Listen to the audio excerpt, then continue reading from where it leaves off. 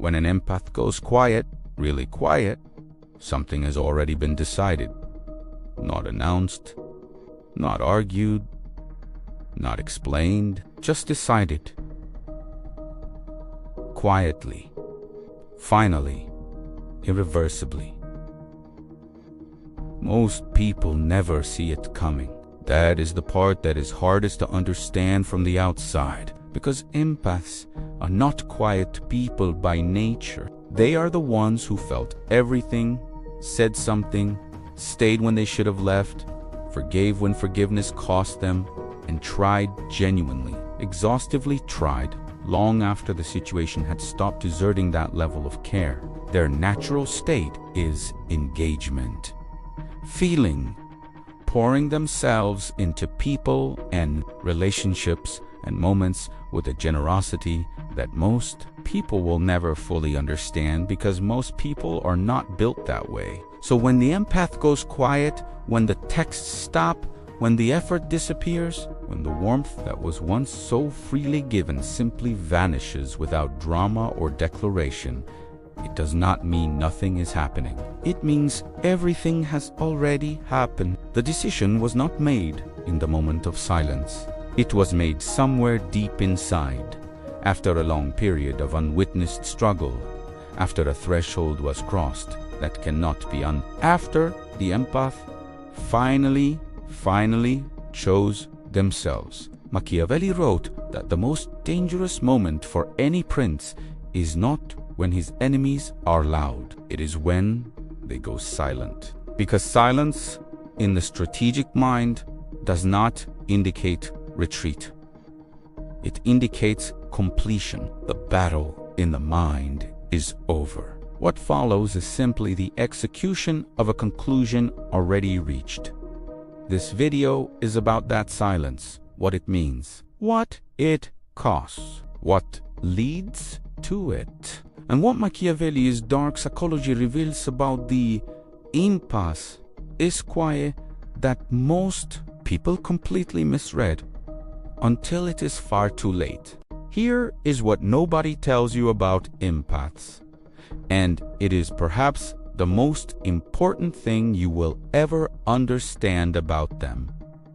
They do not leave suddenly. They leave slowly, invisibly, long before their body follows. The visible departure, the silence, the distance, the emotional withdrawal is not the beginning of the end. It is the end of a process that began months, sometimes years earlier.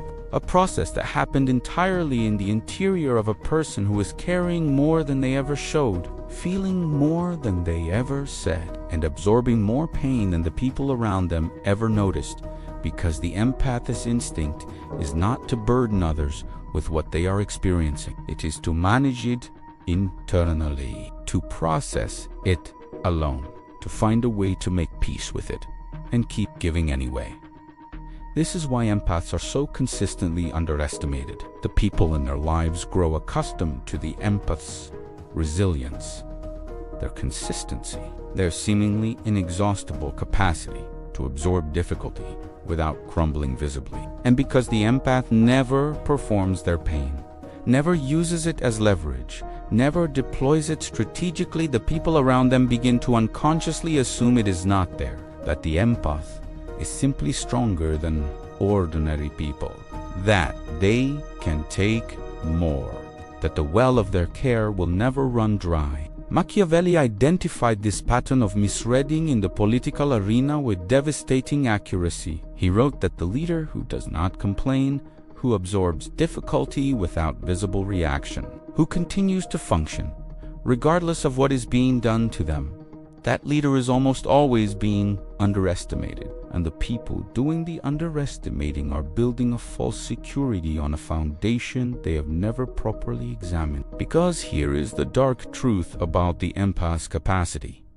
It is not infinite. It only appears infinite to people who have never been paying careful enough attention. The empath has been keeping score, not vindictively, not strategically, but the way any deeply feeling person keeps score through the accumulation of unprocessed hurt, unacknowledged sacrifice, and unreturned care.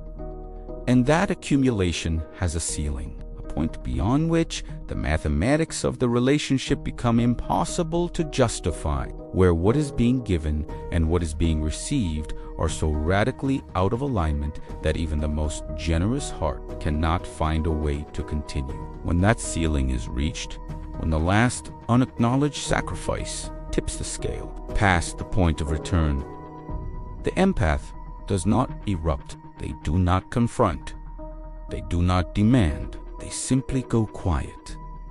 And in that quiet, everything has already changed. The withdrawal you are witnessing is not a cry for attention. It is not a manipulation tactic. It is not a phase. It is the sound of a decision being honored. The sound of someone who has finally stopped fighting for a place in a situation that was never fully fighting for them. Machiavelli wrote something in The Prince that most people read as cold political strategy, but that describes the psychology of the empathist's departure with extraordinary precision. He wrote that it is far better to be feared than loved. If you cannot be both, but that the truly catastrophic failure of any leader is to be taken for granted, because the person who is taken for granted does not eventually demand to be valued. They simply remove the thing that was being taken for granted, and its absence reveals, suddenly and completely, what it was actually worth. This is exactly what happens when an empath goes quiet. The care they were extending, the emotional labor, the attention, the patience, the forgiveness, the consistent presence in someone's life, all of it becomes visible only in its absence. While it was happening, it was invisible. It was the air in the room. Unremarkable because it was constant. Unappreciated because it was assumed. And when it is gone, when the empath closes that particular door, the person left standing on the other side suddenly feels a cold they do not have a name for. They reach out. The response is polite but distant. They push for the old warmth. It does not come. They look for the crack in the silence, the place where they can insert the right word, the right gesture, the right expression of remorse. And they find no crack. The wall is not angry. Angry walls have gaps. This wall is complete, smooth, final. What they are encountering is what Machiavelli called the strategic withdrawal of value, the moment when the person who is being underestimated removes themselves from the equation entirely, and the full weight of what they were providing becomes clear in their absence. But here is the critical distinction that separates the empathist quiet from a strategic power move. The empathist not doing this to teach a lesson. They are not orchestrating an absence to manufacture appreciation. They are not calculating the effect their withdrawal will have on the other person. They have simply stopped.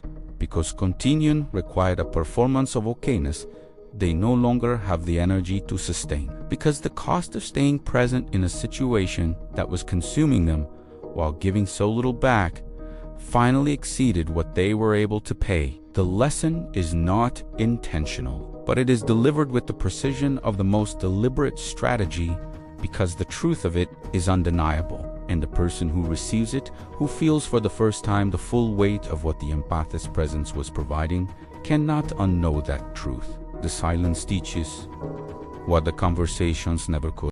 There is a specific sequence of events that almost always precedes the empath's silence and understanding. It is crucial, not because it can be used to prevent the silence. By the time the silence arrives, prevention is no longer possible, but because understanding the sequence reveals something profound about the nature of the empath's psychology and why. When they finally go quiet, the decision is so absolutely irreversible.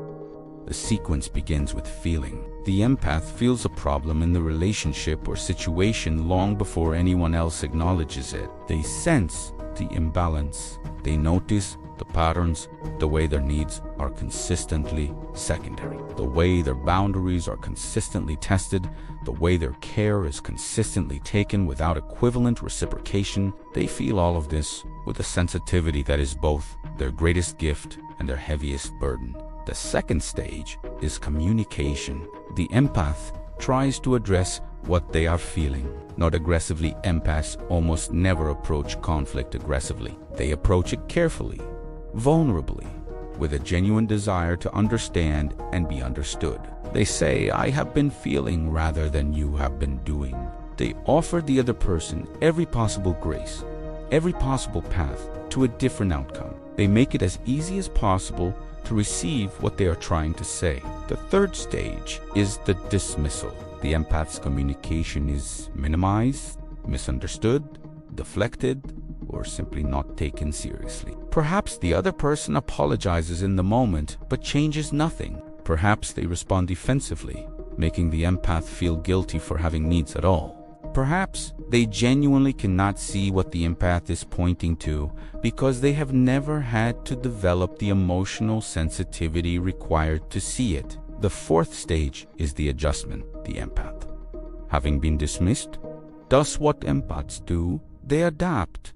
They ask less. They expect less. They quietly recalibrate their needs downward to fit within the space they are being offered. They tell themselves that perhaps they were asking for too much, that perhaps their sensitivity is the problem, that perhaps if they just give a little more, stay a little longer, love a little harder, the situation will shift. It does not shift, and the cycle repeats. Feeling, communication, dismissal, adjustment, until the adjustments have nothing left to give, until the empath has made themselves so small in an attempt to fit into a space that was never properly made for them, that the smallness itself becomes unbearable. And then, quietly, completely, they stop adjusting. They stop communicating. They stop trying to be understood by someone who was never genuinely trying to understand. They go quiet, and the quiet is not the beginning of something. It is the completion of an ending that was a long time coming. Machiavelli would call this the exhaustion of strategic patience, the point at which continued engagement produces diminishing returns so severe that withdrawal becomes the only rational response. The empath would not use that language, but the conclusion is identical. Here is what makes the empath's silence so profoundly different from ordinary emotional withdrawal, and what Machiavelli's psychology illuminates about why it carries the weight that it does. Most emotional withdrawals are reversible. Most silences are protests, strategic or emotional, that contain within them an implicit invitation to be broken. Most people who go quiet are, on some level, waiting to be reached, hoping that the withdrawal will produce the response that direct communication failed to produce, using distance as leverage to create the conditions for a different outcome. The empath's final silence contains none of this. It is not a protest. It is not leverage. It is not an invitation waiting to be accepted. It is the withdrawal of someone who is genuinely, completely, and with great personal cost let go. The letting go of an empath is one of the most complete acts of release you will ever witness, precisely because of what it costs to hold on. Empaths do not attach lightly. They do not invest casually. When they love with a thoroughness that most people will spend their entire lives searching for and never quite finding, which means that when they finally release, when they truly let go, they are releasing something that was woven into the fabric of who they were in that relationship. They are not just moving on from a situation. They are moving on from a version of themselves that existed in relationship to that situation. Machiavelli understood the dynamics of irreversible decisions with a clarity that most political thinkers of his era could not match. He wrote that there are moments in the life of any strategic actor where a threshold is crossed after which the previous state of affairs cannot be reconstructed, where the cost of returning to what was, even if circumstances changed, would be too high to justify, where the only rational direction is forward, regardless of what is being left behind. This is the empath's silence, a threshold crossed, an irreversible decision honored, a door not slammed simply, permanently, and with great inner dignity closed. The people who encountered this silence and tried to reopen the door with grand gestures, with apologies, with sudden demonstrations of the awareness they failed to show when it would have mattered, they are operating on the assumption that the empath is still waiting to be convinced, still hoping to be chosen, still vulnerable to the pull of what was. But the empath who has truly gone quiet is not waiting. They are not hoping. They are not vulnerable to what was, because they finally understand with a clarity they could not have reached without the full experience of what they endured, that what was never quite what it appeared to be. The love was real. The care was real. The investment was real. But the return, the genuine, mutual, fully reciprocated return was not. And the empath, having finally seen this clearly, is not going back to a place that required them to pretend otherwise. There is a question that always surfaces at this point, and it deserves a direct, honest answer. Can the empath's silence be broken? Can the relationship be recovered? Is there anything that can be done once the quiet is arrived? Machiavelli's answer, drawn from his analysis of irreversible political situations, is characteristically sometimes, but only under conditions so specific and so demanding that in practice they are rarely met. The condition is not an apology. Apologies, after the empath has gone quiet, arrive too late and mean too little, not because the empath is unforgiving, but because forgiveness and return are not the same thing. The empath will almost always forgive. Their nature does not permit the sustained bitterness that would require them to withhold forgiveness. But forgiveness is not restoration. It is release of the resentment, not restoration of the dynamic. The condition is not a grand gesture. Grand gestures at this stage are precisely what the empath has learned to see through, because they have spent months or years watching small moments matter less than they should, while grand gestures substituted for the consistent daily unglamorous work of genuine care. A grand gesture now reads not as evidence of change, but as evidence of panic. And the empath, who feels everything, feels the difference. The condition, the only condition that carries any genuine weight, is a demonstrative, sustained, structurally different pattern of behavior over a significant period of time. Not a promise, not a conversation, not an insight shared in an emotional moment.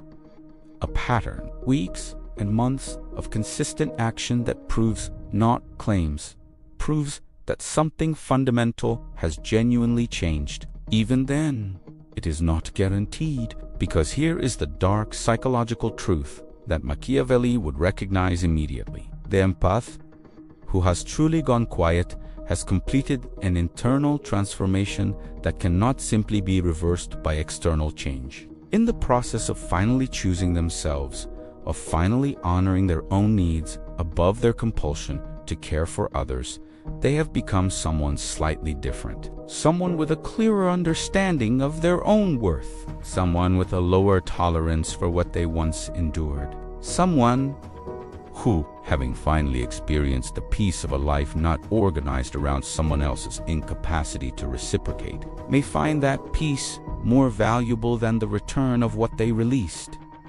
This is not coldness. It is the hard-won clarity of someone who paid for their wisdom with years of misallocated love. And that clarity ones achieved does not simply dissolve in the warmth of someone finally deciding to show up. The most honest counsel that Machiavelli's psychology offers to anyone facing the empath silence is this: do not wait until the quiet arrives to understand what you had. The time to demonstrate value is not after its absence reveals it. The time is while it is present, while the empath is still trying, while they are still communicating, while they are still adjusting and hoping and forgiving.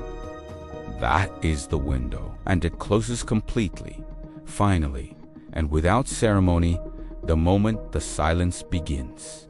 We arrive at what this has all been building toward, the deepest truth beneath the empath's silence, the one that Machiavelli's dark psychology illuminates with a clarity that softer frameworks cannot quite reach. The empath's quiet is not a tragedy. It is a triumph. It does not feel that way from the outside, especially not to the person who is standing in the silence, suddenly aware of everything they had and lost. And it does not always feel that way to the empath in the early stages of their withdrawal, because releasing something you genuinely loved, even when releasing it is the right and necessary thing to do, carries a grief that is real and that must be honored. But it is a triumph, because what the empath's silence represents at its deepest level is the victory of self-knowledge over self-abandonment. The moment when a person who has spent so much of their energy feeling what others feel, caring for what others need, and making themselves smaller to fit the shape of relationships that were never quite big enough for who they actually are, finally turns that extraordinary capacity for feeling inward, finally feels what they themselves need, finally chooses it. Machiavelli wrote that the greatest power a person can possess is the power over themselves, not over others, not over circumstances, over themselves, their reactions, their choices, their capacity to act from strategy rather than from the desperate, depleting compulsion to be accepted, understood, and reciprocated by people who are simply not equipped to do so. The empath who goes quiet has achieved exactly this. They have exercised, perhaps for the first time, the most fundamental form of power available to any human being. The power to say this is not worthy of me, not in anger, not in performance, in the quiet, unassailable dignity of someone who finally knows their own worth well enough to protect it. And here is what that silence ultimately communicates to the world, not as an intended message, but as an inescapable truth, that the empath was never as available as they appeared, that their care was never as unconditional as it seemed, that there was always a threshold, and that the person or situation that drove them to it should have been paying close enough attention to see it coming. They were not paying attention, and now the silence is their education. For anyone watching this who recognizes the empath in themselves, who has been absorbing, adjusting, forgiving, and shrinking in a situation that has never fully met them, this is your signal. Not to manufacture a dramatic departure, not to perform a silence designed to produce a reaction, but to genuinely examine whether the quiet that has been growing inside you is a message from the deepest part of you that it is time to stop explaining yourself to people who have chosen not to understand. Time to stop giving to relationships that have chosen not to receive. Time to turn the fullness of your extraordinary capacity for care toward the one person who has always deserved it most. Yourself, when the empath goes quiet, truly, finally, completely quiet.